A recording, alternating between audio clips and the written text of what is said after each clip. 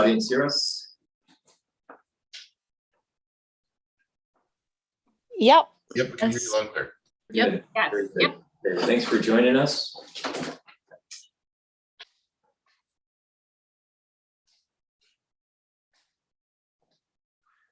Chris? Okay.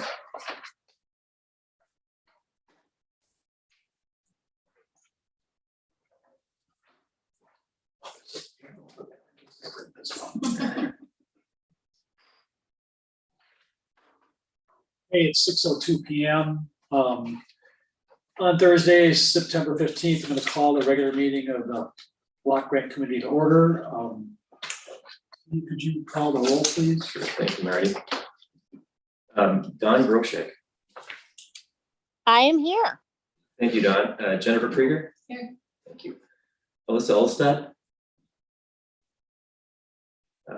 Michael Plicka. Holly Patzer. Here. Thank you. Alderman Weigel. Here. Tasha Koa. David Kay. Here. Marion French. Here. Thank you, Mary. Steve Hook is absent. Shelley Strasser. Absent. Carolyn Dewey. Gracie Hernandez. Here. Thank you. Alfred Summerall. Marshall Lawson. Here. Thank you, Marshall. And Alderman McKean. Here. Thank you. Quorum. Okay, so we have a quorum. Our first item of business under section C is item number 1 is approval of the minutes. Do I have a motion to approve the minutes of August 25th? So moved. I just have a question. Some of my stuff I have Mr. and some of the other stuff is missed, so I don't know if that's a big deal or not, but I just wanted to bring that up. We can fix it. Thank you. Other than that, I second the motion to approve the minutes. Any further discussion on the minutes? Yep, this is Dawn Groshek. I think you have me that I was in attendance at the last meeting, but I was not. Thank you. You're welcome. Do we need motions to amend the minutes or can we just take that? Motion to approve the minutes as amended. Okay. Second, yeah. Okay. All in favor? Any further discussion? All in favor of the motion to approve the minutes as amended? Okay. Aye. Against? The minutes are approved. Section D, item number 2, public hearing on the consideration of requests for block grants for fiscal year 2023, Community Development Block Grant Annual Action Plan. Steve? Thank you, Alderman Weigel. So this meeting has been published in the official paper and consecutive notices on August 26th and September 2nd. And the process to date has included applications which were made available June 16th. And then the deadline was July 15th. Everyone that's applied, there's been roughly about 24, well, actually more than that, different applications that we're going to go through this evening. They've been reviewed by staff and we're going to be making a recommendation. Oh, Jacob. And so our Block Grant Committee on August 16th looked at some semi-annual reporting of past year's performance, and tonight is our Block Grant meeting to look ahead to 2023 fiscal year. And we'll be going through some of those staff recommendations based on the requests we received. Those requests, then the Block Grant Committee this evening will forward those to the County Council sometime in October for decision. So your decisions this evening are being forwarded to the County Council. It's just important to note. So they, and Council can accept them or modify them. Another big point to note is that HUD will be telling us, we've made some estimates what we think we're going to be getting in terms of block grant funding, and we'll get into that in a little bit. Just need this slide to advance. But so if HUD gives a little bit less or a little bit more, we'll have to make adjustments on the fly and then present that to the County Council. So our all of our recommendations, and I guess all of this stuff, everything that our applicants and sub-grantees have submitted is in alignment. You know, the goal is to be in alignment with our 5-year consolidated plan, which are listed here 1 through 6. Basically, things that West Dallas does: we redevelop properties, we try to eliminate slum and blighting influences, One of the main priorities is address the needs of low to moderate income individuals and within neighborhoods. And then also to expand economic development opportunities, microeconomic loans and economic development loans, commercial facade loans, for instance. And to provide decent and affordable housing through some of our rehab and new homeowner projects programs. And then ultimately offering CDBG as a means to for social, 501c3s, nonprofit organizations, and social services agencies to benefit. So all of the recommendations, I think this evening, and this process in general is in line with our city's 5-year strategic plan, 2022 to 26.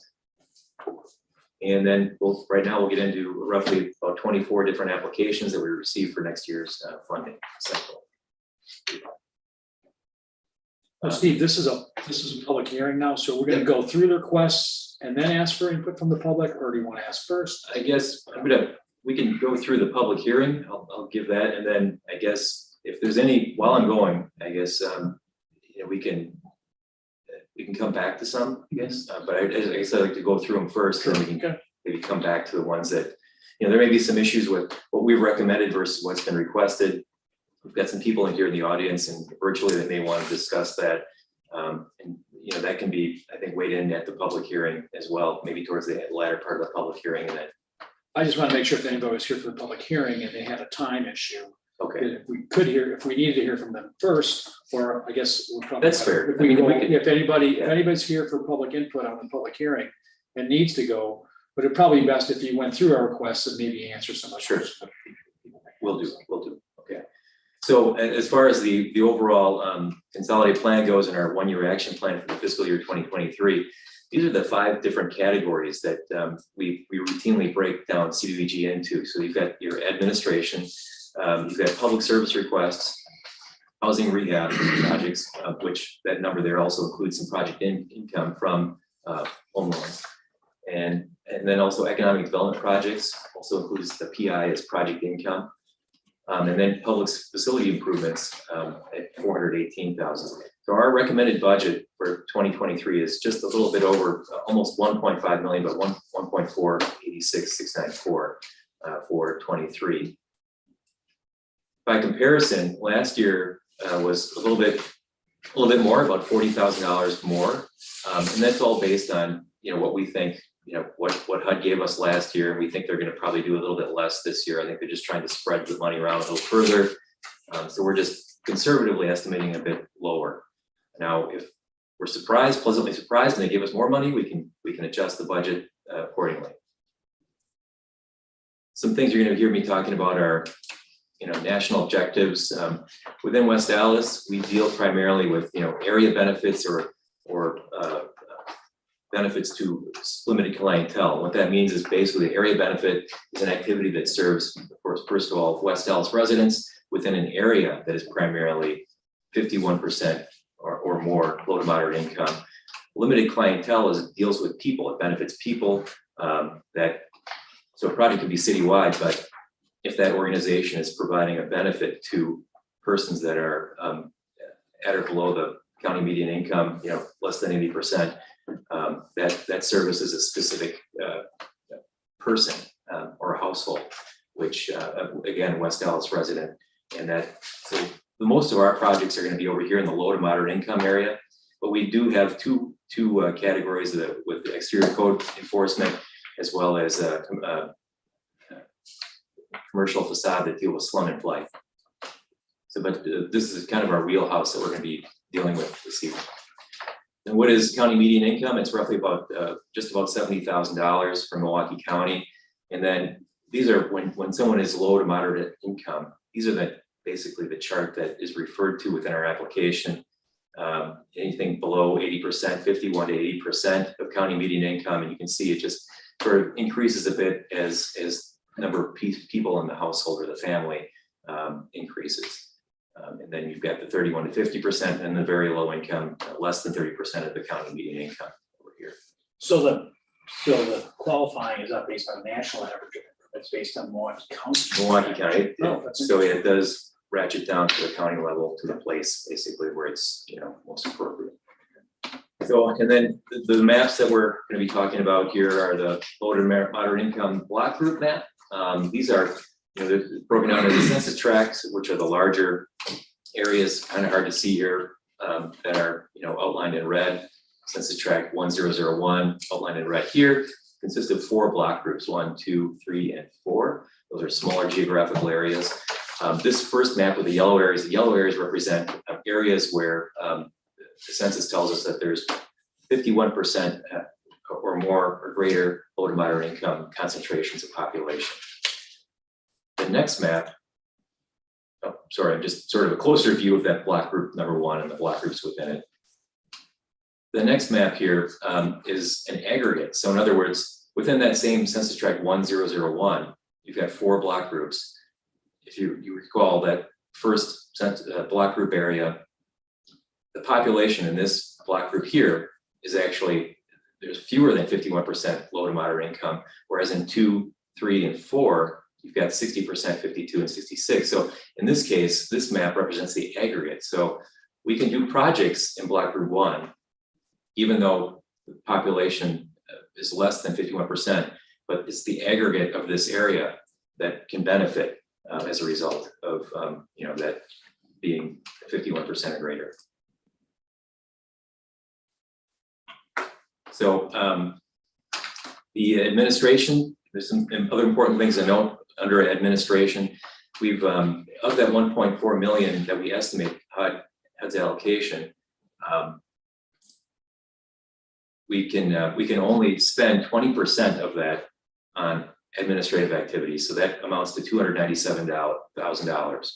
Last year's budget was very similar, not far off, but you can see what we're recommending here in admin is 297,339, and that corresponds and meets the federal 20%, not to exceed 20% requirement of HUD.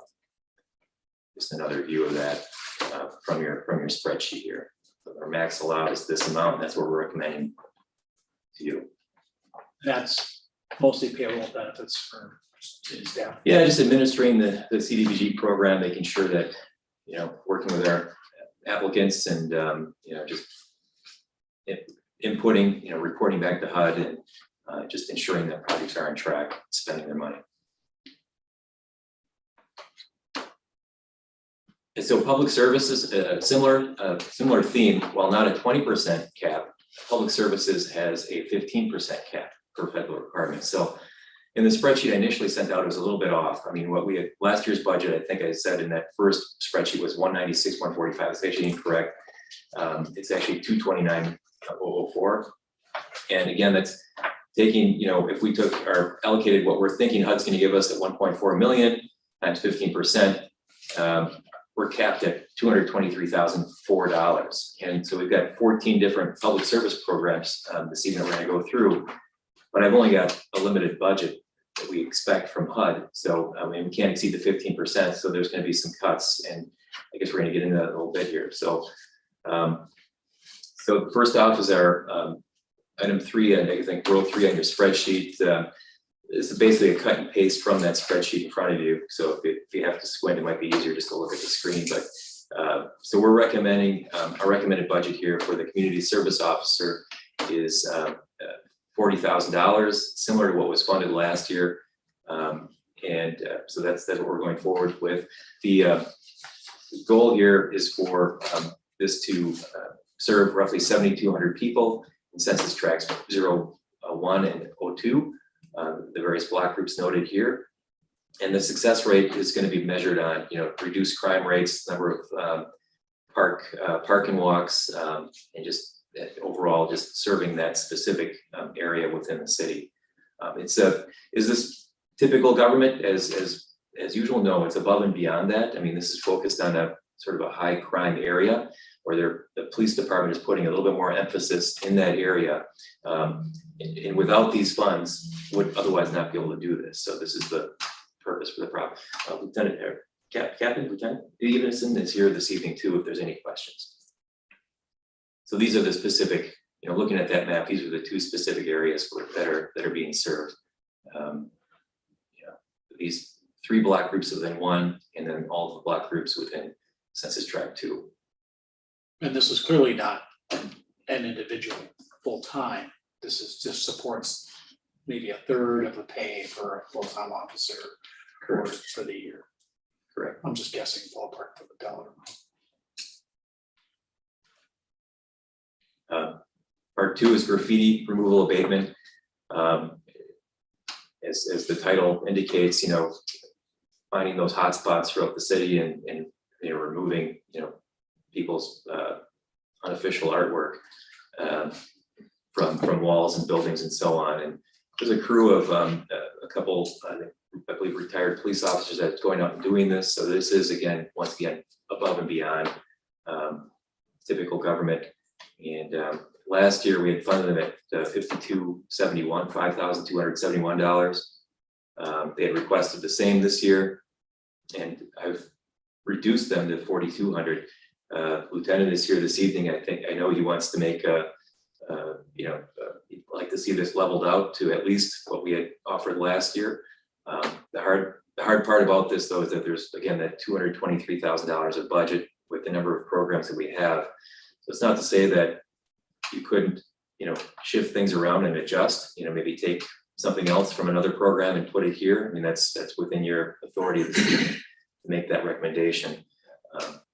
But my recommendation was just to fund it at the $4,200 amount.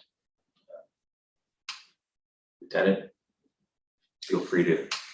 I'm going to ask that dollar amount not be reduced and remains at 5271. You're correct. We are already, last year, I requested an additional, just because graffiti is on the rise, not only the number of cases, but the severity of cases. One case can be a whole wall, okay, and it can take several hours to clean up. In fact, at the skate park, which is probably one of our best customers, we had one of our graffiti removers spent 3 hours just cleaning graffiti, and that's one case. Okay, we have several hundred a year. This reduction in funding would cost us about at $20 an hour, which is what these gentlemen make, be about 50 man hours. Now, this graffiti, you would feel it and you would see it if these guys are out there 50 less hours a year. You would see it in your neighborhoods. You would see it spray painted on playground equipment, on light posts, in alleyways, on the ground. A lot of that graffiti is profane. It's gang graffiti, marking gang territory. It's hate speech, inappropriate drawings, once again, on playground equipment that is seen by young children in our city parks and playgrounds. We have used all but about 28% of our funding. We are on track to use 100% of our funding this year.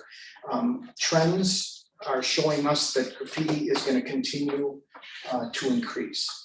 And by decreasing, we're going in the wrong direction if we take money from this program. Now, a portion of that 5271 goes towards supplies, goes towards paint, rollers, different solvents and chemicals that the guys use to remove graffiti. We go out and we try to solicit donations from Home Depot or anyone else that is willing to donate supplies just to keep our costs down. I think we've maxed out on our donations. Cashed out every favor we can think, but Home Depot has been very generous and getting us paint and paint rollers. So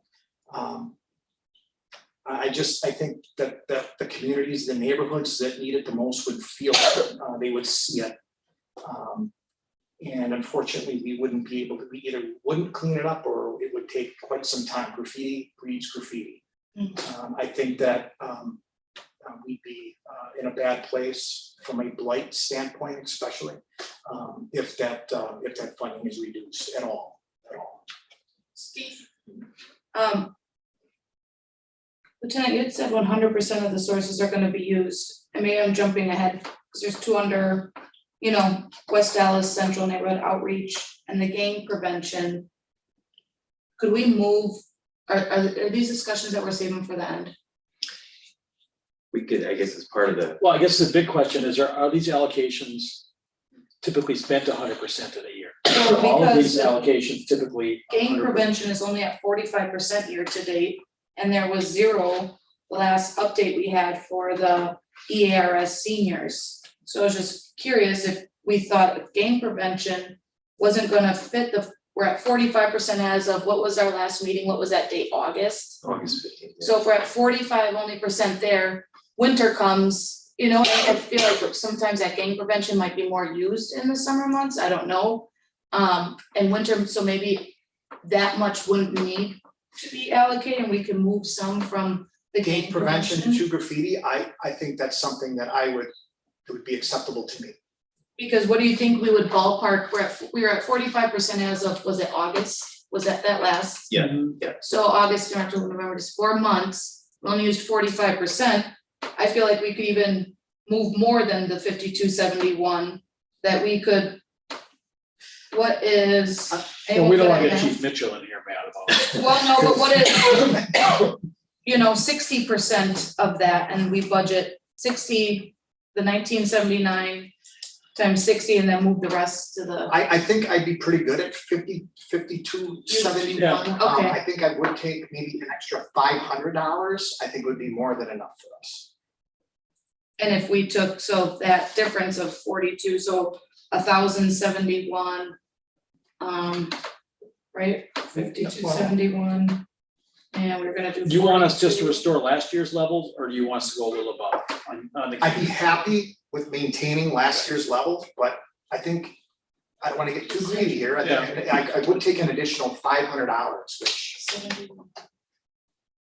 So if we take 1,500, Yeah, 1571 something like that. whatever. from gang prevention, there we go, and I don't feel that would be missed of where we're at, considering we were 8 months into the year and only 45% was used. My math right? Steve, making changes in this, does this require motions, or is just a conversation? I think right now it's just a conversation, and then in the next agenda item after the public hearing, we can come out and actually Okay. can make your. Does anybody else have issue? I mean, the rest of the board here feels comfortable with this idea? I just have a question about, I would assume, and I might be wrong, that gang prevention might be a little bit more integrated into the work of the police that are already Day-to-day. working versus we need supplies and we're paying someone who's not currently, and I'm not trying to minimize, because you need every dollar you Yeah. can for that major issue. But in that shifting, I'm thinking sort of the loss, the loss to not having enough to clean things up when it's very earmarked and it's very specific. Supplies, people, whereas I don't think we'd probably slip back that much in gang prevention if it's integrated into the work.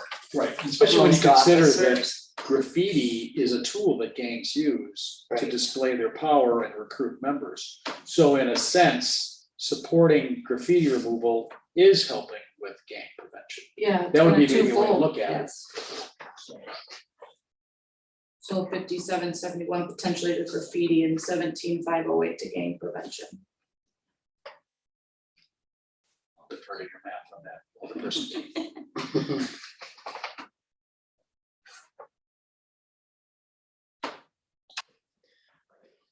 I guess one of the things I want to touch on with all of these is inflation. We're looking at this community service officers who apparently do the work. I mean, again, we're not, the graffiti removal guys are doing it for $20 an hour. You can't get somebody to flip burgers for $20 an hour. And I'm just wondering how this allocation, the general allocation for the funds from the feds, when we're assuming we're gonna get less money than last year. When the reality is we live in a world, we spend dollars in the real world, paying real people and buying real services and goods. When we are not, we've been, the last several years, very low inflation, but that's changed now. It looks like it's only gonna continue going forward.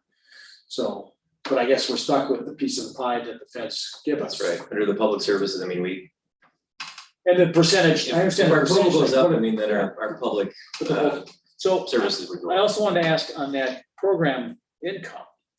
So is that people repaying loans Correct, yeah. essentially? Repaying loans. So I know that oftentimes some of these loans are forgiven or you write them off. So if we were more aggressive on collecting these loans that we gave to these typically businesses, then we'd have a bigger pie to slice into the 15% for programming for public service requests also. So True. I guess you can't get blood out on a stone either oftentimes. Right, yeah.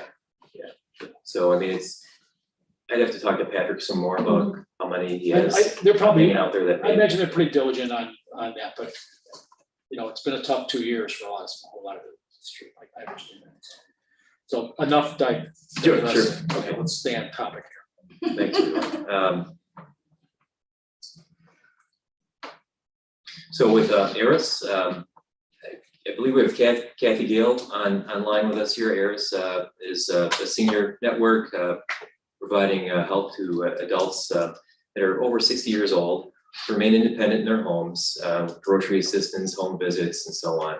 They're hoping to assist in 23 about 400 unduplicated low to moderate income elderly. And that would include, for instance, 200 one-way rides, 20 home visits, 30 minor household repairs.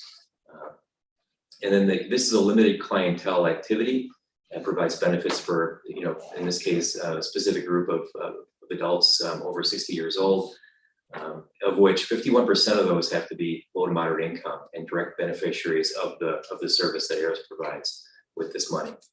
So the data collected will be collected via phone interview or an in-home assessment to determine eligibility for the program to ensure that this number is met per federal regulation. So they've requested a fund of $29,500, and that's what we're proposing to fund them at for 23. I have a question. Sure.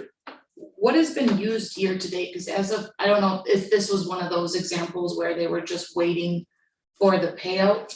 I'd have As to go some back do. and look, but I know Eris, year after year, Eris routinely spends Uses their their money. funds, Yeah, because as of August, it was at zero. So Yeah, just hadn't been reported. Okay. right. Steve, can I speak to that? This is Kathy. Hi, Kathy. Sure. So maybe it's a communication issue on our part. I didn't know if we were cleared to invoice, because often we have to wait until we get kind of the green light from the municipality to say, the HUD money is in, you can now start invoicing. We spend this and more, so there's not a problem ever spending down the balance. It's just timing.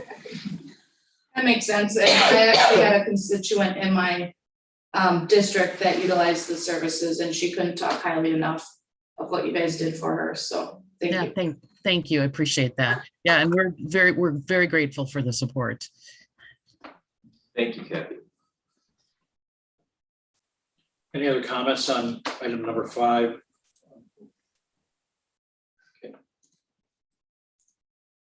Gang prevention. We spoke a little bit about that just previously, shifting some money around, but I mean, the goal here is to identify gang members. The police department works diligently to identify those trends then, and then have a detective do work on, actually going above and beyond to sort of target the bigger picture problem. So this is sort of above and beyond typical government, and they've requested $19,079.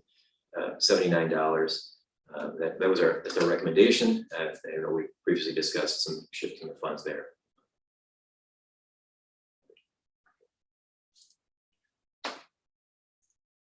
So we are going to take the money out of gang a little bit. Yeah, I mean, that's maybe the next agenda item, if you guys want to do that or not, but that's, it's a, right now we just go high level stuff. And Any other questions on item 6? Steve, you want to take Liberty Heights? sure, program? Liberty Heights program is a program run through our city's rec department. They staff the wading pool with a lifeguard. So it's primarily focused on providing service within our east side of the city in the 1 and 2 census tracts, which is about 3,500 people. And then the beneficiaries to be providing, at least based on those maps, we're guesstimating about 59% or more are going to be low to moderate income, just based on the east side of the city and the census data. So this staff's a lifeguard. They've requested $10,000, which is what they received last year, and historically year after year, it's been around that dollar amount. Just given our constraints, we've reduced that a bit. I don't know if Shelley Strasser is available this evening, but I did speak with her yesterday, and she was advocating for, maintaining the level of $10,000. So Liberty Heights, we'll get into another public facilities project later on, but there is a pavilion at this park that's going to be demolished probably in the late 2023 after the swimming season, and then hopefully something gets rebuilt and then the new pavilion rebuilt in 2024. So if the block grant committee should so choose to increase this dollar amount from 8,000 to something higher, the pool would definitely be used next year and the money would be spent. Either way, the splash pad will be open next year. Correct, yeah, And it was open this year. yes. And I know countywide, a lot of the county facilities are closed. Couldn't find lifeguards. And this isn't anywhere near full-time paying for a lifeguard for the season. Do we know what the net is for lifeguard services there? I'm just curious. I'm just curious Yeah, I don't how know. big an impact the $2,000 delta will have if they're spending, if they're only spending 10 grand on lifeguards. I can't imagine. Yeah, they would, I mean, if at this amount, I mean, it would obviously need probably some cuts, maybe Yeah, a shorter yeah. season or something, Yeah. yeah. Yeah, 100 and hours. generally lifeguards are paid really poorly. I used to be a lifeguard and it was not much above minimum wage. Yeah, well, there's minimum wage and then there's the de facto minimum wage. Exactly. To get somebody to show up. Yeah. I gotta think they're paying them $16 an hour. That would surprise me if it's that high. Yeah, me So- too. I would think 12 to 13. Yeah, that's my guess. Oh, Milwaukee County might be paying that much, but yeah, that's why they're not open. yeah. We were open. So are we okay with the $2,000 cut in lifeguard funding? Yeah. Okay, what's the fire department, Armando from the fire department, I think is on the line, or there was something in the chat that he got a call and he had to run. Fire But department's got more important stuff to do than. right, so in this case, they've requested, well, the Healthy Safe Homes Initiative is basically purchasing smoke and carbon monoxide alarms and installing them within homes, within low to moderate income areas to service the population. And we're funded in 2022 at 15,700, and again, just given our constraints, we've reduced that. What that means is that instead of purchasing 200 smoke alarms, it's going to be something less. The smoke, Armando had indicated the other day, I spoke with him, he had indicated that the cost of smoke alarms themselves has gone up like everything else. Apparently they used to be able to get them for $20, and now it's somewhere up in the neighborhood of close to $40. So that impact alone is difficult, even I guess when funded fully at 15,700, that means less. But again, just given our, Do you know if they utilized their full funds? yes, I believe they did, yeah. And do you know, is this the full budget for that? Again, I'm fire sorry. department's really good at getting grants. Yeah, I'm looking at something, I mixed up my terms here, but they were funded 15,700 Yeah. last year. This year, they're requesting 10,000, I guess that's where. Oh, that's all they're I'm sorry, requesting? I Oh, yeah, I see it. missed Oh, Okay, yeah, I'm there you looking go. at the Never mind. 10K. Mixed up 10K. my columns, So- yeah. So maybe they were shaking a different tree against them. I can actually speak on that if you guys would like, or, Oh, sure. yeah, so we were able to, so Steve was correct, the price in 2021 for the combination, the 10-year combination, smoke and CO alarms had gone from $23 a unit to roughly $46 a unit. Now, we've been shopping around and seeing if we can find deals here and there, but overall, it's a huge markup in the amount per unit. We do have fire install campaigns, but what we're utilizing now is some of our secondary stakeholders within the community. So we're looking at options of partnering with like a Red Cross and going on install drives with them. For a long time, we were handcuffed with the constraints of COVID, but now that we have more ability to get into the neighborhoods, we're going to be starting that up again as early as fall here. So what we are requesting is for these units are going to be installed by our mobile integrated healthcare units, our engines, trucks, ambulances, as they go on scenes and notice that there are residents that are not protected by smoke and CO alarms. Given the huge benefit it has to safety and well-being of people that, unfortunately we have to deal with the circumstance of having a fire in their residence. It saves over 50% of the people that have that. So we go through quite a number of them just in our daily use through our crews, and this is to help supplement that.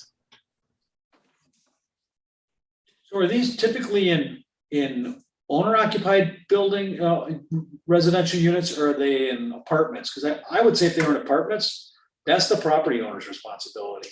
I 100% agree. It's the property owner's responsibility, and we send some communications out with them. We get a hold of them immediately and give them a 7-day warning in which they have to install them. And if not, we'll install them and then charge them at the cost of our crew having to go out there.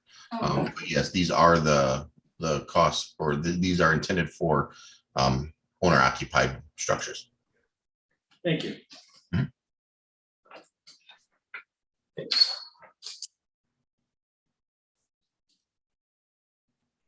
Just the heat map, so to speak, from the fire department showing where, one example of where fires have occurred, the frequency of those throughout the years.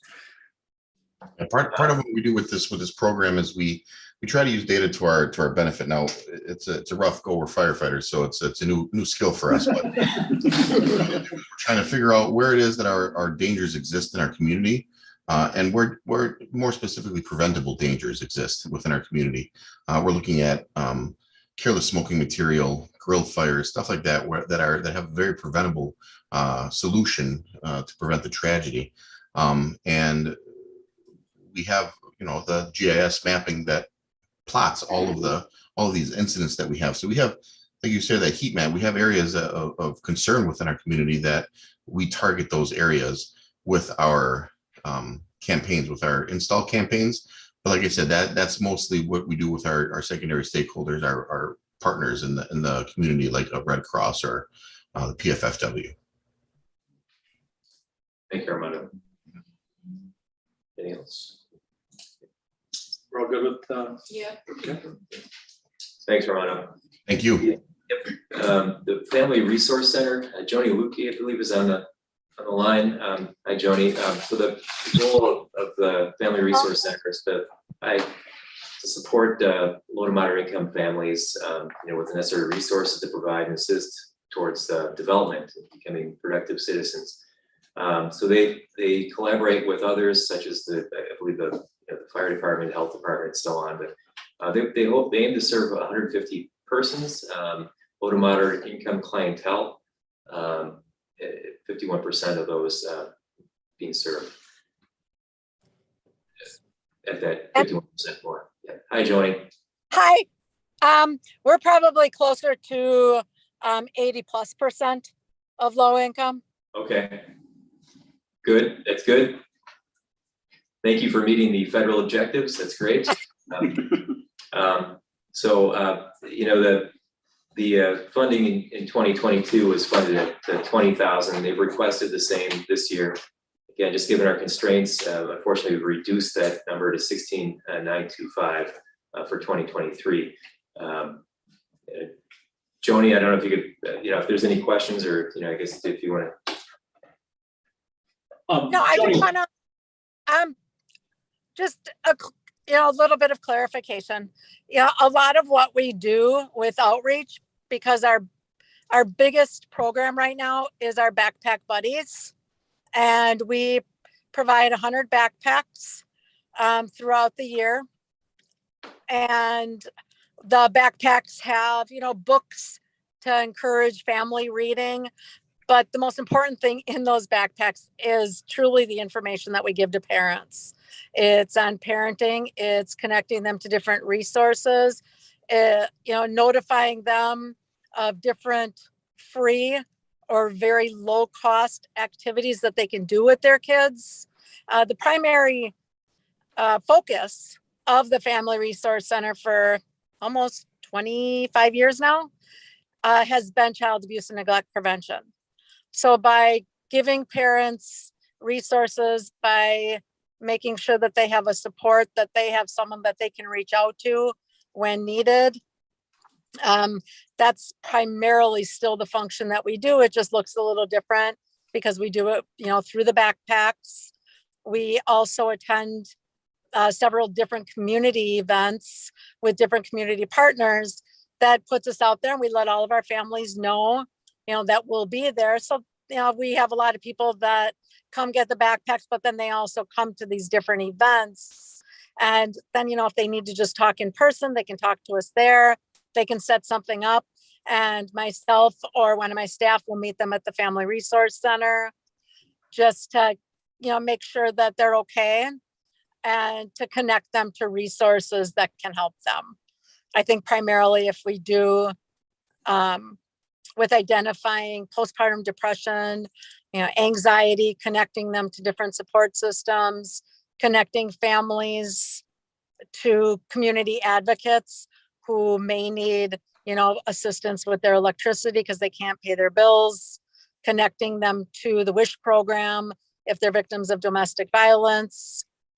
So those are still all the things that we continue to do. And we are very grateful for the funding from CDBG.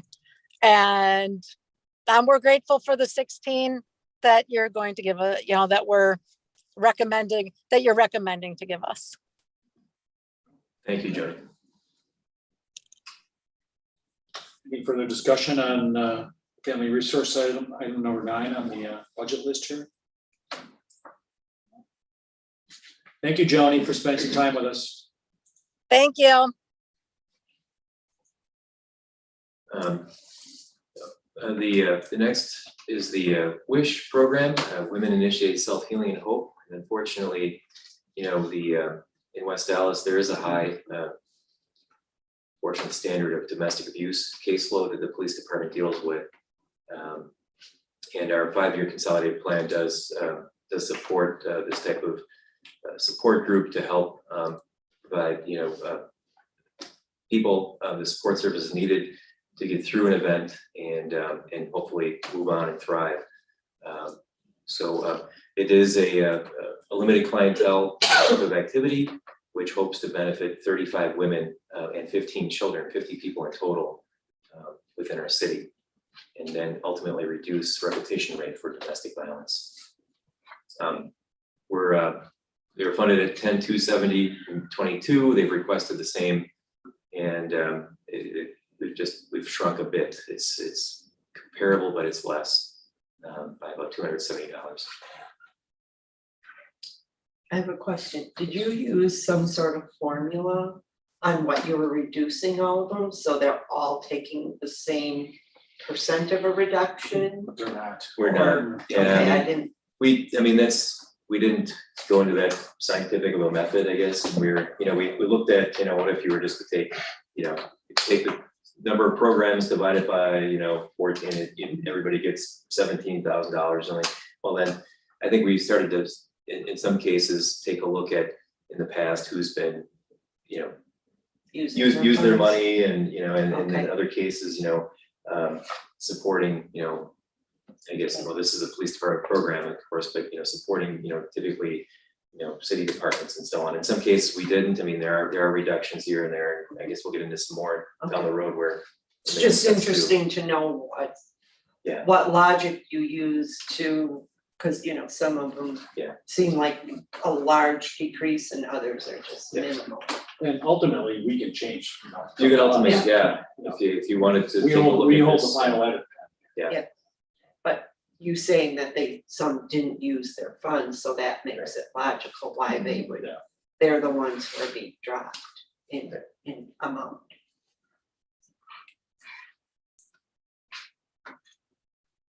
WRTP, big step, is Wisconsin Regional Training Partnership, and Jacob Walton, I believe, is with us from WRTP, and they hope to assist 35 West Dallas individuals with a focus on low to moderate income areas.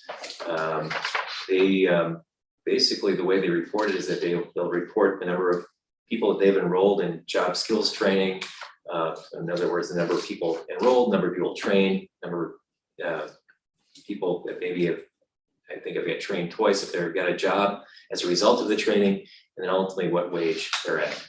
So we're really looking at getting people the skills they need and placed with jobs. That's what WRTP does. Do they do the actual training? Yeah, I mean, this Jacob, and you know it best. I'll let you maybe give a quick little elevator speech. Hi, can you hear me okay? Yep. Hi, well, thank you guys for having me. Jacob Walton, Regional Director for WRTP. And yes, we are a training provider, but more importantly, we're a workforce intermediary. So we connect individuals to union apprenticeships, especially in the construction industry. And we provide training for those individuals, and we have hands-on training programs. And most recently, we started a full CDL training program where individuals get their CDL Class A and a few other safety-related certificates through our program. And then we have another hands-on entry-level construction skills training program. And we also have a manufacturing training program. But then more importantly, we do our apprenticeship readiness program, which connects people directly to apprenticeship opportunities. So we give them assessment tests, and we connect them and provide career services directly to union career pathways. So there are 17 different union partners that we work with and provide assistance to, and get the individuals connected to those opportunities. So hopefully some of the residents of West Dallas could connect to some of our union opportunities, and we can hopefully make an impact in the West Dallas community a little bit more than what we made last year. We're looking to increase our footprint in the West Dallas area. So we look forward to continue to work with you guys. Thank you. Thank you, Jacob. So our funding, we're talking about a decrease of about $2,700 from the $24,022, and what they had asked for was $37,351. But they're hoping to make a big impact, obviously, but just based on the number of applications we have and the cap on the public service category, we're slightly decreasing. I don't know if you call that comparable or not, but I mean, it's still $2,700. So I have a question. You guys are very well known and in the workforce development, and I'm very familiar with you from my past working life. But one of my questions is, what are the outreach efforts to, in a case like this, target West Dallas versus people that get referred to you from a myriad of sources, including social service agencies, and they happen to live in West Dallas? How would you go about targeting more people specific to this community? Well, specific to the West Dallas outreach, we have begun to work with the Housing Authority for West Dallas and Lutheran Social Services. So we're doing a lot of our recruitment through their case managers. But then we also have a visible presence at the MATC office in West Dallas. And we're looking to increase our footprint with Elms recruitments and manufacturing recruitments and construction recruitment, training recruits from that particular campus. And any other suggestions of any other nonprofit or community agencies specific to the West Dallas community that you guys will be able to point us to or partner with, we would love to be able to explore those opportunities. But we are increasing our footprint, and we do have regular, I think actually we had a staff member that was at West Dallas last week, MATC West Dallas. We have an office at various MATC campuses, but we do service that community as well. Thanks. I have a question. So last year was $24,038. Is all that funds going to be used this year? Majority of those funds will be used for training. Again, we have added the most recent training component for our CDL full training CDL program, where individuals are going through the CDL Class A. And so that has been a little bit more pricey than our traditional training offerings. So we have expanded our training offerings. So we will be using the majority of those funds. So then the increase, is that to cover the additional costs of the CDL training since it's more expensive, or is it for? Correct. That is why we made the increase, the request for the increase. But we are happy with what was offered. But we yes, that's why we requested that specific amount. That training in itself proves to be, I think, roughly around $7,000 per participant to go through on our end. So we are just, that was why we made the initial request, because we have added that specific component to our training offerings. But again, we are happy with what was received, and we appreciate what was received. Thank you. One last thing. Have you worked at all with the West Dallas West Milwaukee School Board to maybe target Dot Key High School or some others of seniors graduating that maybe don't have a career path and their household median might fall within low to moderate income? You can't see my smile right now, but we're at Dot Key regularly. So for when I was originally a program coordinator, I was at Dot Key at least for the annual career fair, where they invited multiple organizations to come and speak. But our current youth coordinator, Jose Lovano, has worked with a number of their students and gotten them actually into our programs and connect them to trade opportunities. So he's been requested by a couple of guidance counselors from the Dot Key school to come and present. And I'm sure that he'll be visiting them this academic year as well. It's a part of our rotation of schools. Now, we haven't had as big of a footprint at West Central or in Hill, but Dot Key, absolutely. We've been invited multiple times. Wonderful. Thank you. Thank you. Thanks, Jacob. Any other comments on item number 11, the WRTP Big Step funding? Mark has an okay on that. Milwaukee County Homeless Outreach is next, and they are Milwaukee County Department. The goal is to identify and target homelessness, and then provide outreach services within West Dallas. They do it countywide, but then these funds would be used within West Dallas. So they're looking at connecting 75, actually in the past, I think 75% of the individuals that experience homelessness, they've been able to connect them through placement services and ongoing case management services, and getting them into the HMIS system, which basically documents them. If you're documented, I think, twice within that system, then you're technically considered, homeless. So they hope to assist 40 individuals at or below the 30% for the very low income level of the Milwaukee County median income. Eric, I'm not sure if you're on the line, but if you're there, let us know. We're funding them at $5,000 less than last year, so $25,000. And Steve, you said this is a division of Milwaukee County. Right. Yeah. What are they called? Department of Health Services. Yeah, Department of Housing and Housing. yeah. Huge homeless outreach program.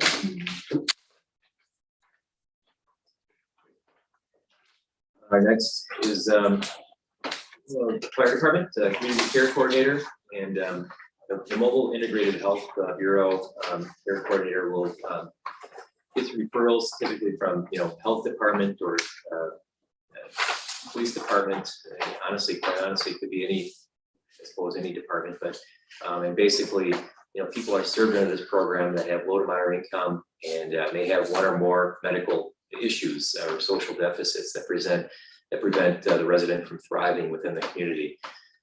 One example is that a person served under this program will have limited income, unmanaged chronic illness, a history of substance abuse, and little or no access to support services. So this coordinator is going to help hopefully change that trend for some people.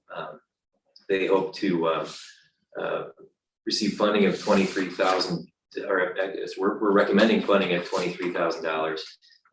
Their request was at $25,843, and we have I believe Jason Schock and also Armando from the fire department on the line, I believe, if they'd like to say anything more.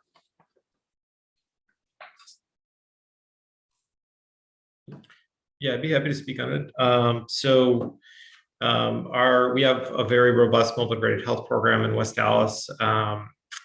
We certainly have a lot of at-risk populations with chronic medical illnesses. And specifically when you pair that with low income, you have very limited access to care, lower healthcare literacy.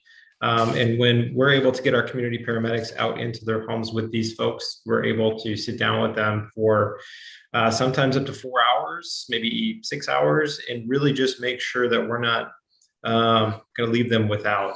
Our paramedics really pride themselves on being a non-redundant service. So we don't do the work of any other agencies that are in the community, but we're also a non-referral service. So we don't just tell the person where they can find resources. We'll actually set them up for the person, and if need, drive them across town and sit with them through an appointment if need be, to make sure that they actually get the care that they need.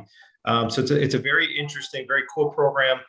We've had some wonderful results, especially in the substance use disorder arena. This funding that we're asking for is for a nurse case manager. We actually have the person on staff now. Her name is Kelsey. She's a emergency room nurse with Freighter Medical, and she's very interested in working with our program. She's essentially willing to work for us for half of what she could make as a nurse. And she works for us part-time, essentially doing all of the follow-up care, where we had her work with us for a while doing just opiate work. And it was very successful. We were able to reduce our overdose incidents and our overdose deaths at a time that the county's seen in opiate deaths, like a 60% increase over the last few years. So wonderfully successful. What we want to do here is essentially repurpose her to be a wider scope, and not just opiates, but all of our areas of focus. So maternal and early childhood, homeless, CHF, COPD, diabetes, those types of patients she doesn't really get access to now. We would want to have her focus on those to see if we could have the same results. She also does our 3 and 6 month follow-ups. So she can actually go back in and say, okay, at 3 months, are you still compliant with all these services? If not, I can provide them for you, or get a community paramedic back out to you. And in addition, she'll do community surveys and find out, are our services actually meeting the needs and meeting the target? Are they efficient? Are they working? And give that information back to us so we can adjust our programming. Yeah, so with that, I'll leave it for questions. Thank you, Jason. Anyone have any questions or comments? Steve, I see on the slide there, it says the recommendation, it says not requested / funded fiscal year. Yeah. They didn't have a request last year, so this is a new. Sorry, the request was from 2020. We had her working with us in 2020. There was no funding for 2021. So it's essentially a program that had ceased to exist and bringing it back in a different way, in a different shape, with a broader scope.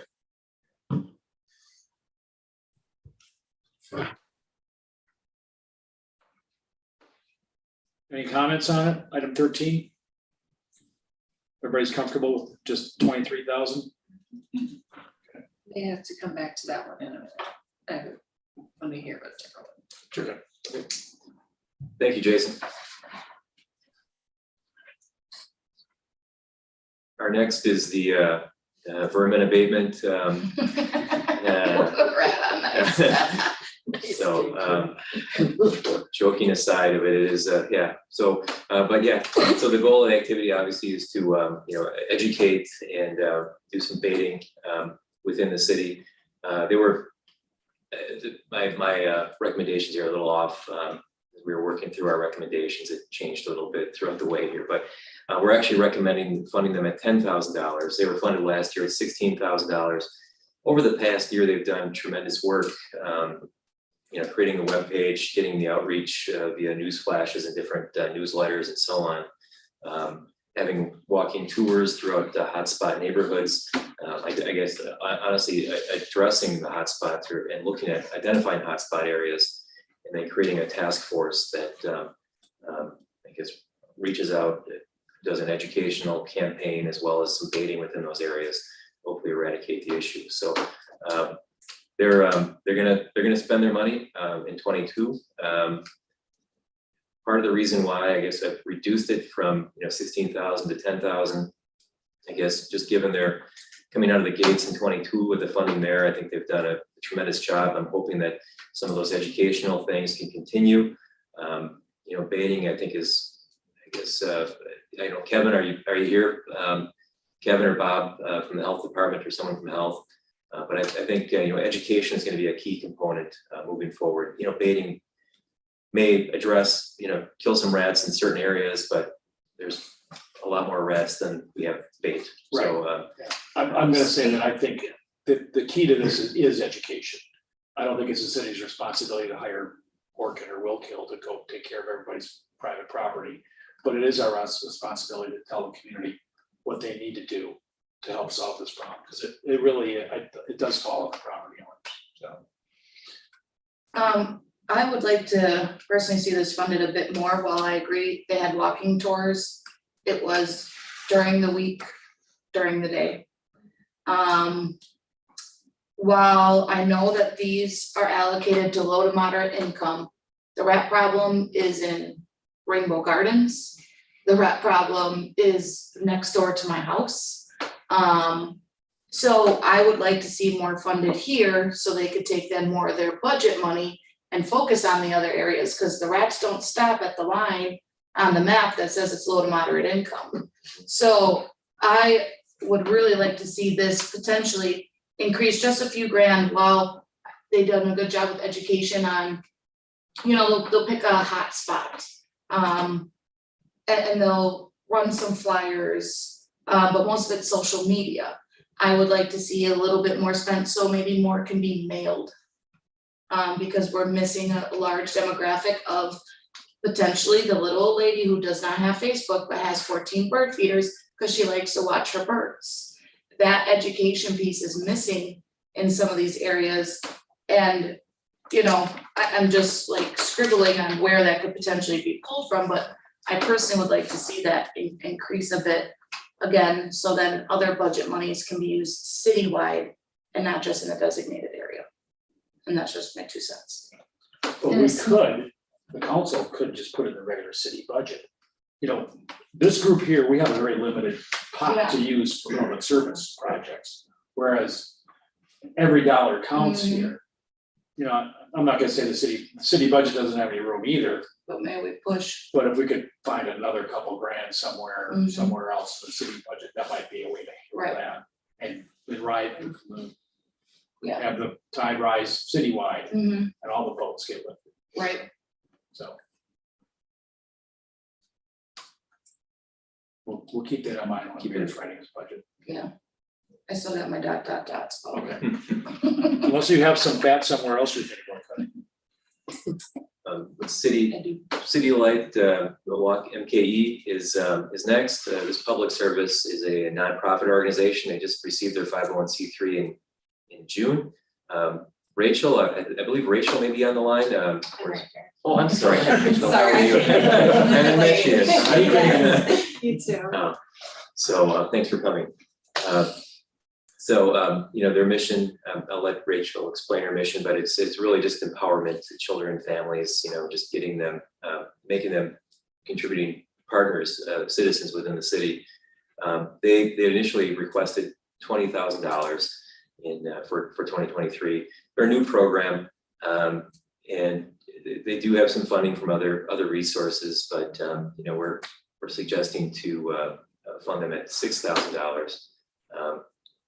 And you know, as a low to moderate income, you know, clientele type of objective, or if it were to be made to an area benefit, it's going to be important that you know, City Lights ensures that, you know, they're working in an area that is definitely in the Liberty Heights Horace Mann area. It is definitely a low to moderate area, but it's also important to understand that, you know, who they're serving. You know, are they West Dallas residents, and you know, are they income eligible? I mean, we want at least 51% to be low to moderate income beneficiaries. So they're hoping to serve 150 people, and you know, we'll want them to do a survey, and we actually do have a beneficiary form that you could share with, you know, people that you serve, and they can then confidentially, you know, document their, you know, what their income levels are and so on. So we're recommending 6,000. Rachel, you have anything? Yeah, so we started, so last summer we had this idea and then we got our 501c3 status this past June. And actually, even like since I wrote this application, it's just been growing like exponentially. We serve primarily the Liberty Heights Park area. We've adopted Horace Mann Elementary, and so we also support their students, all the families, and then the staff as well. So for students and families, just like supplies, school snacks, things they need. For school staff, we work closely with the counselor there, the social worker. We've provided like breakfast and lunch for all the staff. So the main thing we do is we host these family events. Our focus is on families, building healthy families. We thought very briefly that we would, like our end goal would be after school care, but we don't want to compete with, you know, the rec department, and even like the schools already have that, because everything that we offer is free. And so we'll be focusing again on families. This summer we had 7 family fun nights in the park, and we reached over 2,000 people. We were able to have, so we had like between 300 and 400 people every night. And it was amazing. And we had like the police, their fire departments put on a giant slip and slide and people were flying down. We've had like Joni from the Family Resource Center and Jason Schott's team from the fire department. Officer Scott has been amazing. So anyway, so that's just been like really positive. I'll share really quickly what somebody shared. The ministry you're doing in West Allis hit home for me when I visited and overheard the testimony of a neighbor who said crime and other bad behavior has dramatically decreased in and around the park since City Lights started doing events there. We're excited to see the future for this community. So anyway, so we really just want to pour in, and then as Steve said, equipping these kids and families. So it's not really about what City Light is doing, but we want to empower these kids and families to then, you know, support, show love, whatever, reach out to people right next door to them, their neighbors, whoever that might be. So they put together like hundreds of blessing baskets to take home, but then not to keep, to give to somebody. And then all the pictures you're seeing right there, that's the back to school bash. A couple weeks ago, we gave out 300 backpacks and 3,000 school supplies, which was so wonderful. So anyway, so just lots and lots of family events we'll continue to do.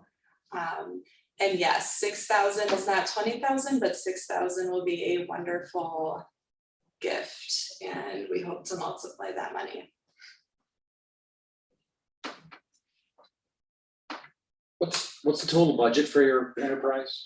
So great question. So I just wondered what $6,000 means. Sure. Okay, so to put on like the 7 family fun nights and the back to school bash, we spent about $4,500 total. And so, you know, we grew so much just this year. So we hope to, in 2023, have a budget between like 60 and 80,000, because we need things like a building. And I work probably like 45 hours right now for free, which is fine, but you know, like all in a salary at some point. And so like the budget will continue to grow as the organization grows. Like for Horace Mann, we could give that school, you know, just so much more support, family support, things like that. So again, like 6,000, I mean, just right there, that will double everything we've had this entire calendar year. But like, we would love to come back year after year and request more, because again, as we grow, like we'll always have that need. And you work in other communities also? I don't, no. So you're exclusively in the Horace Mann area? Yes, yeah, so this is only West Allis. We are really trying to stay focused. So right now, yes, we're reaching that upper northeast corner of West Allis.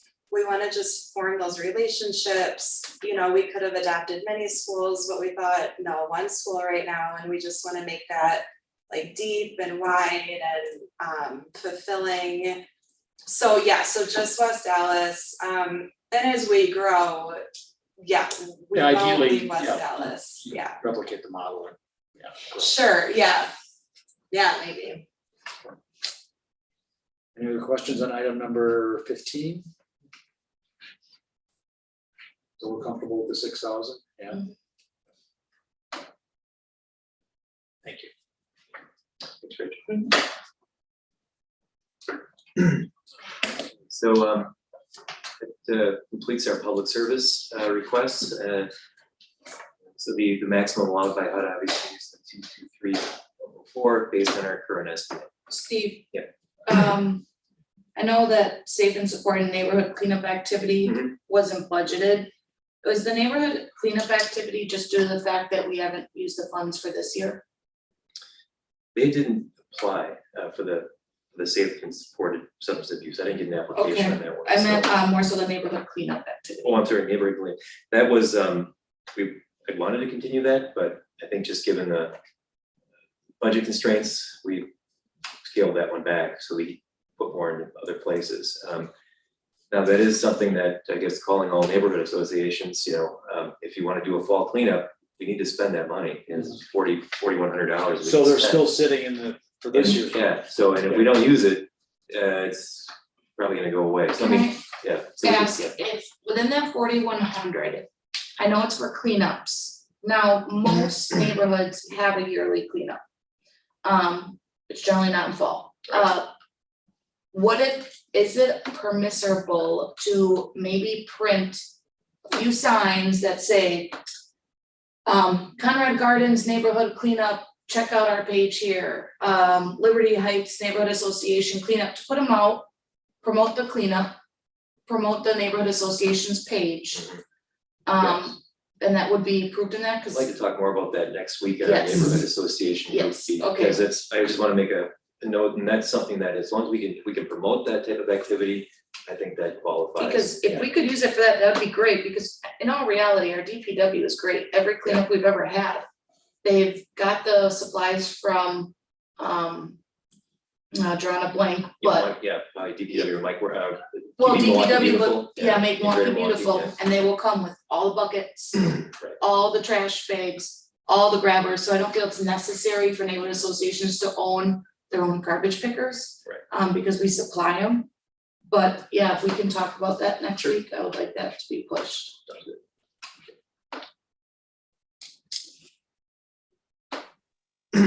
So we're done with the public. We're done with, public service. And now I guess we go into housing rehab, but these can be pretty quick if you wish, or I can jump into individual slides, but our total recommended budget for this one is $193,295 for 2023, which is about $15,000 more than last year. And the reason for that is that we're gonna do more home loans, more single family home loans. The administrative cost is basically the same. That's not changing, but when you get into the single family or single unit housing types of rehab, this is where we see where that budget increased to over another $15,000 here in the single family realm. We're gonna do 10 loans there. Do you feel it's gonna increase because of how many we're giving out this year versus how many were actually requested? I think it's just gonna be, it's a good question. I'm just curious, like, how do we know, like, that they need 15 grand more? Is it that we missed opportunity to help I think folks? last year we had targeted roughly 8. And this is just 2 more loans we want to do this year. And I think there was a little bit of a lull coming out of COVID where contractors weren't working or people weren't doing things and there was uncertainty. So I think I believe we're out of that phase, and I think we're going to see more. And we used the whole funds this year? And these are loans. They're loans, so there's gonna be program income that comes back. So these are from created communities. program income. Correct, yeah. Which actually helps us on that. It helps, but it doesn't, unfortunately, we can't take that program income and put it into public services. Well, 50% of it. Well, the program income adds to the total pot. Yeah, the admin, I mean, it'll improve on the admin side of things. Oh, okay, Yeah. only admin, because I thought on the slide it said that public service was You're, I guess on the total amount. I guess total you're amount, right, Yeah, with you're what we right. get It from the would, feds plus our program income. correct. So actually, the more program income we get, It does it, influence the. again, it raises the total, it total raises our gross. Yeah. And these are pretty good Loans pretty up good the- repayment rates. Yeah, I would assume because we're helping people who own homes, that we have some way to put a lien on the house if they don't pay the loan back. you should have Roger explain his process, but yeah, the loans he has, I don't believe he has an issue getting repayment. He may Okay. have some struggles here and there, but he's Yeah. pretty efficient at getting those paid back. And then there's a two-family housing, fewer loans, 3 duplexes. There aren't as many of these, so we're focusing more of our efforts in the single family realm. That completes our housing rehab. If there's any questions, you can dive into economic development after that. Yep. Okay, so economic development, the first is for funded in 2022 was $212,000, and Patrick Schloss and team here at City Hall are looking to do more work, in 2023, and increasing that number another, can't read my own writing here, but up to 250,000 is what was requested, and we're suggesting going up to $220,000, so another $8,000 over and above what was done last year. The whole objective here is to provide 5 loans, job creation within the economic development loans, provides like a gap financing to help businesses hire additional employees, grow their businesses, supports entrepreneurial spirit, and help small businesses grow and hopefully become the next big thing. So, and with that, create jobs. So on these job creation sites, are these forgivable loans then, or are they're called loans, but are some of this forgivable, or does this all go back into? We're talking about program income. So I mean, right. There are some forgivable. Some of these are grants. Right. Yeah, some of these are grants, assuming they. But not all of them. I mean, so there's, I guess I should have been prepared to talk more like what Patrick would have said there, but I mean, but I'll have to touch base and I can certainly follow up on that. Yeah, I would like a little follow-up on that also, what the difference was, because some of the grants seemed a little lopsided of who got what. So is this specifically only 5 loans to create 20? Is it multiple? Can someone apply that says I'm gonna get 1 full-time employee? I need this much for it, so. Yeah. It's based on sort of a tier system. So for every full-time equivalent position you add, you can do $10,000, you can. If I'm not mistaken, they have to, the person has to be of lower moderate income. They have to be employed for a certain amount of time, right? Yeah. And then if not, then there's a repayment. I believe so. So therefore, they can't just say, hey, cousin, come Apply. I'll apply. put you on the payroll. I'll put you on the payroll There are for 6 terms months, we'll be good, yeah. but I thought they were, right, Cover there's. some of those, fast ones, right? Yeah. Just to make a note on that to follow up with you guys. Thanks. Any other questions on item number 19? Number 20? So Wibic is it's been a long time recipient and applicant of CDBG, and they're, I believe, didn't check the screen, but is anyone here from Wibic? Yes, this is Christina. I'm Vice President Development Communications. So I yes, am hi. on, yeah, I'm here. Christina. Hi.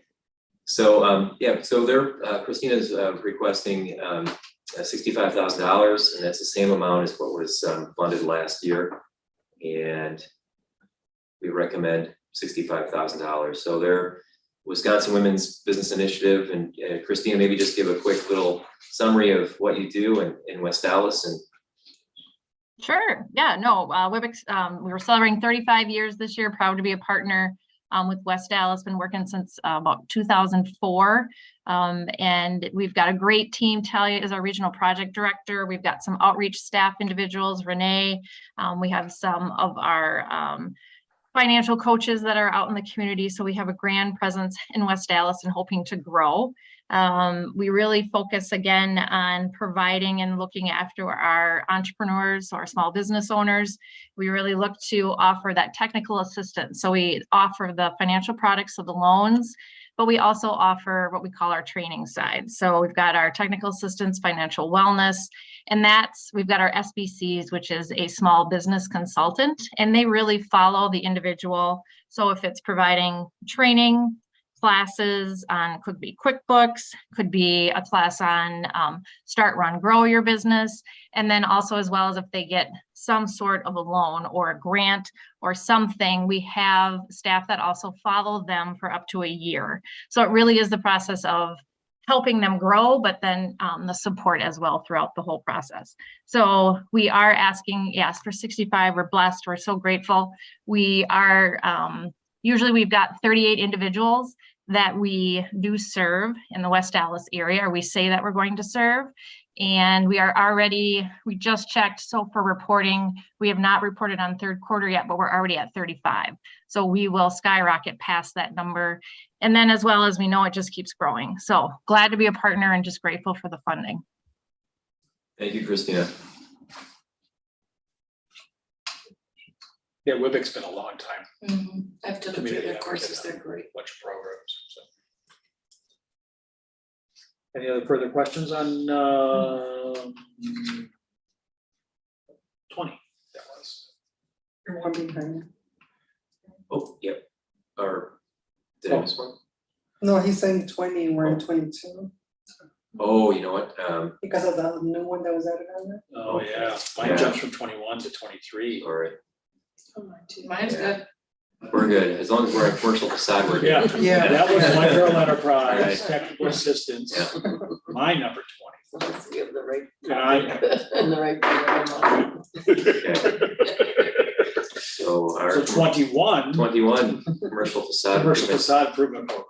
Thank you, Alderman Weigel. So we're recommending to fund them at $70,000. It's been quite transformative for many of our low to moderate income areas, also strategic areas within the city, such as 6 Points, Vermin Point, downtown West Dallas, our Pioneer neighborhood, where we've seen positive change. And it's amazing, you uncover some of these buildings, you know, with the funds that this provides, it spurs, you know, talk and something, you know, a visual that people see the change.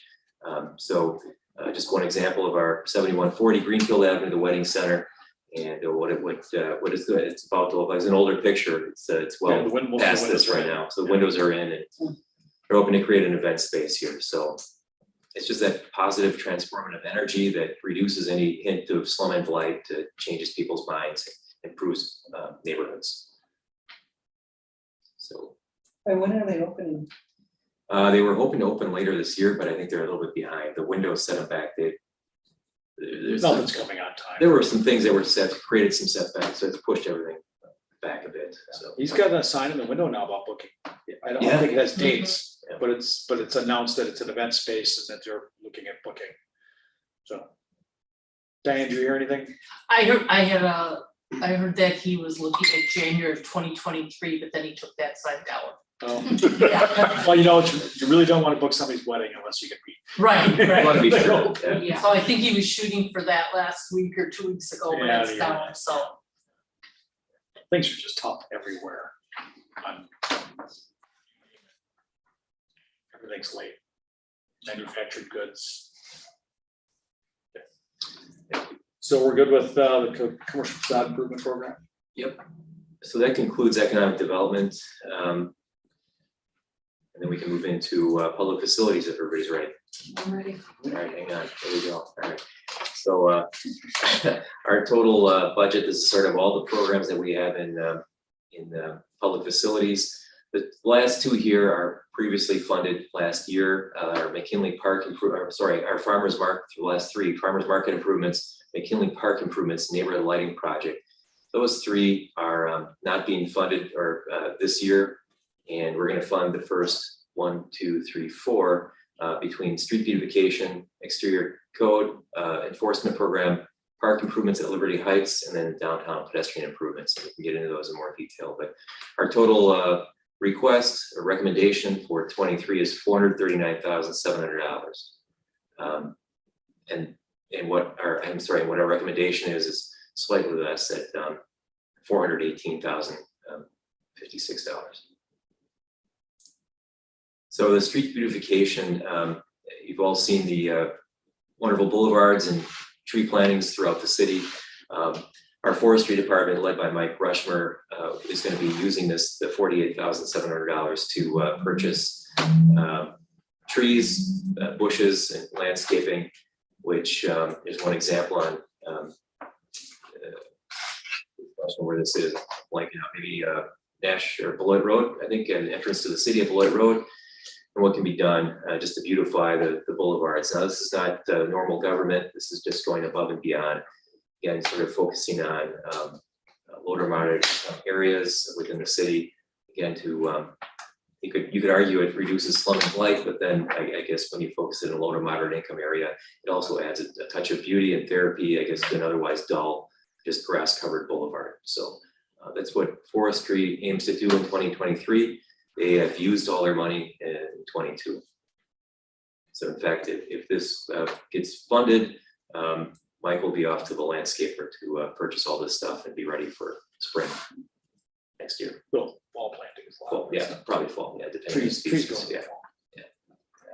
I don't think this is necessarily relevant, but the numbers we have for requested for 2023, the total is off by over $100,000 on what the total request was. Oh, it was at the 564.7, not 439.7 on the for the requested total. oh, the total. Yeah. I want to see it. Yeah, it's not 439.7, it's 564.7. Okay. It doesn't really affect the bottom line, but just Got it. my numbers are off. Could be, okay, well, I think maybe completely straighten that out in a later slide here, but let's see. Yeah, your spreadsheet's cheating.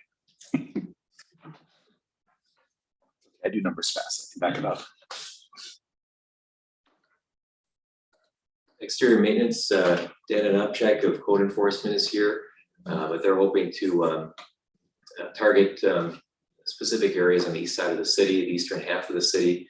One in particular is the Lincoln Heights Terrace area. And remind us what neighborhood is that? It's near Lincoln, right, Dan? Yes. The high part, Central part of Lincoln? Central part is, yeah, a little bit higher number, I think, central part of this, more central, I think I've got. 60, the 60. Oh, more east, so Yeah. little mid east, but yeah, sort of, Up from Breezy's. yeah. Ish, right around here.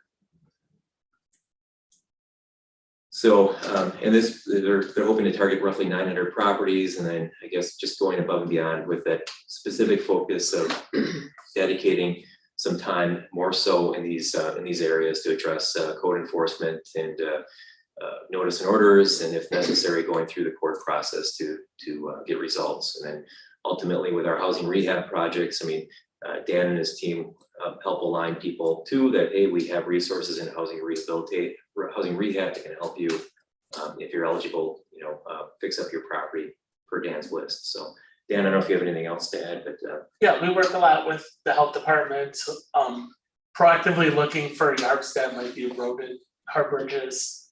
So we've been doing a lot of that in the last couple of years, and then working with Rob Walden Housing. A lot of times we'll identify like a roof that is going to need replacing. It might be an elderly person, and they refer them to Rob Walden, kind of help them that way too. So we work with the police department. We work with tenants and landlords a lot of times, making sure landlords are registered in these areas when they don't reside at the property. So work with them. So, but yeah, lately our focus has been a lot with road and harbor bridges. We work with taking care of abandoned vehicles and with the police department. So most Not neighbors. receiving that extra 10K, is that gonna impact? So that was with salaries. We had to hire a new inspector, and we pay more for starting wage and with the raises that we just got, so that was just with the raises is what that was from, so. Yeah, we're gonna have to figure out how to justify that, so I know we have decent amount of money for the attorney's office to help us out process cases, so if we try to resolve them without them going to court, they might be able to save some money that way, but right now, mainly salaries and benefits is what that money is. So. I can tell you as an alderman, that Dan and his inspectors are literally the boots on the ground out there. That he's suntan for a reason. I don't think it's for water skiing. I think it's for being out there, you know, and dealing with the issues firsthand. And the due diligence of follow-ups for the repeat offenders that continually. It's ordinance. So yeah, we liked what we asked for, but you know, we're with you guys. But thanks, Marty, for the shout out. We're trying to work with all the other persons. So the only people that heard it are us. So- But it's still important. We do take all the persons' complaints, you know, very seriously, from the mayors and even residents, so we like. Not residents. Even residents. Yeah, even residents, yeah. But I'm just saying that we are on top of our complaints and we do follow up on them in a very timely manner, from what I hear in other communities, and we'd like to get out there and, you know, address neighbors' concerns and residents' concerns. Thank you, Dan. How do people contact you? Like you said, neighbors' concerns, is it through the city website? Yep, through the city website, let us help. A lot of times direct phone calls to our department or to the other person's mayor. So we do take a lot of phone calls still. Our customer service center, they take a lot of phone calls. And then with the new software and online, we're trying to promote that more, because people can upload photos and, you know, give better description of what their concerns are.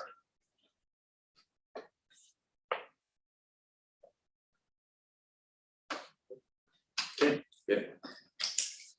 Liberty Heights park improvement proposal is for you know, so they've requested $200,000 and just sort of trying to balance budgets and, you know, work with what the money of total amount allowance that we have. We're recommending $63,098, and it's going to include the demolition of the pavilion at Liberty Heights Park. It was built in 1938-ish, and it's just outlived its useful life. It's in rough shape, and it's time for, you know, they've improved how to build park pavilions these days. So there's a number of different models around the, you know, Franklin, Germantown, Resident you name it. needs have changed. Yeah. So we're hoping to keep up and, you know, stay on track with current trends. And, you know, Liberty Heights Park is quite programmed. It's a very highly programmed park.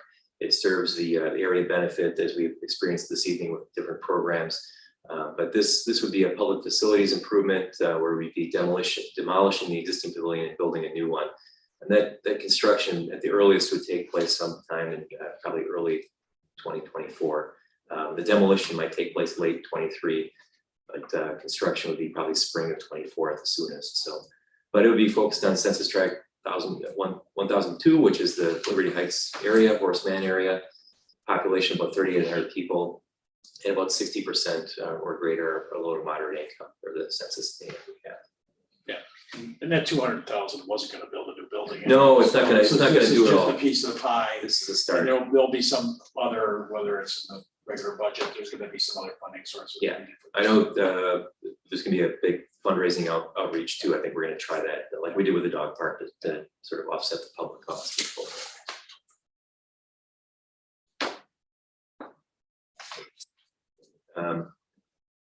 Downtown pedestrian improvements. Diane is here this evening. So Diane's not necessarily proposing this, but I mean it's sort of a mutual, I think, effort that we've introduced this idea to the bid, and in 2027 was Greenfield Avenue is likely going to be reconstructed by the state of Wisconsin, and it would be a full reconstruction of Greenfield Avenue, roughly between 84th Street to East City limits, the Keggles area. So it's going to be It may happen in 2 or 3 phases. We're not sure yet. We're still trying to Sewer learn and water that. too? Yeah, the whole thing, sewer, water, street is gonna be busy and messy. But in advance of that, what we wanna think about here is, we're gonna be working with the state. We've already reached out to them. We've addressed that, downtown West Dallas has 3 very dangerous intersections, 3 of the worst in the city, for that matter, 3 of the worst 25 in the city, where people are hit, injured, there's some kind of incident. We wanna sort of take a look, sort of a proactive look like Milwaukee's doing in some streets and areas by putting up these paint and post projects, these wrap implementation projects to sort of kick the tires and test drive what curb bump outs, shorter crosswalk distances, the illusion of a narrower thoroughfare would be, that's not so auto-centric, just taking away from the vehicle a little bit, maybe giving a little to the pedestrian, to the bicyclist, what have you. So we want to use this money towards a test pilot project, which would help demonstrate to the state that these types of temporary things that would be implemented with $125,000 could actually work if we did put in an actual permanent curb, more permanent crosswalk with a shorter distance.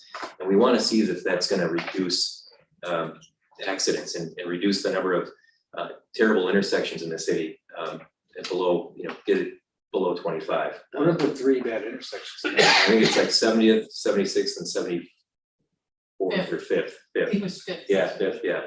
Post office? So, yeah, There's a lot of foot traffic. yeah. And So- I think to Steve's point is, so we've all seen these cutesy downtowns like the Tulsa Village, where it's very pedestrian friendly and all that.